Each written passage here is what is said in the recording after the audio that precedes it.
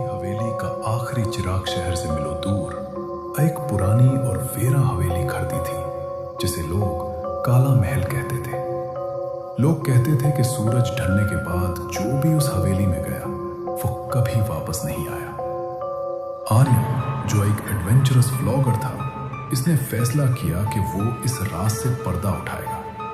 उसने अपना कैमरा उठाया और रात के ठीक 12 बजे हवेली के भरी भरी दरवाजे पर दस्तक दी। जिसे ही आर्यन अंदर दाखिल हुआ, दरवाजा खुद ब खुद एक धमाके के साथ बंद हो गया। चारों तरफ गहरी खामोशी थी, सिर्फ उसके कदमों की आहट गूंज रही थी। दीवारों पर लगी पुरानी तस्वीरों की आंखें आर्यन का पीछा कर रही थी। अचानक ऊपर की मंजिल से किसी के रोने की आवाज आई। ऐसा लग रहा था जैसे कोई बच्चा मदद के लिए पुकार रहा हो। मौसम गर्म था, लेकिन हवेली के अंदर की हवा बर्फ की तरह ठंडी थी।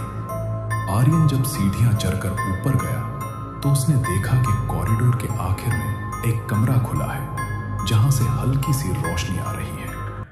वो दबे पांव वहां पहुंचा और अंदर का मंजर देखकर उसके होश उड़ गए।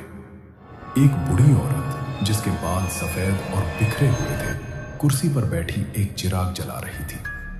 उसने आर्यन की तरफ देखे बगैर कहा, बेटा, बहुत देर कर दी तुमने। पिछले 50 साल से मैं तुम्हारा ही इंतजार कर रही थी। आर्यन ने डरते हुए पूछा, आप कौन हैं? औरत धीरे से मुड़ी। उसका चेहरा बिल्कुल सपाट था, ना आंखें थी ना नाक, सिर्फ एक खौफनाक मुस्कुराहट। उसने चिराग बुझा दिया और पूरा कमरा अंधेरे में डूब गया।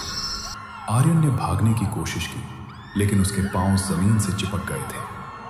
उसने अपने कैमरा की फ्लैशलाइट ऑन की, लेकिन सामने कोई नहीं था।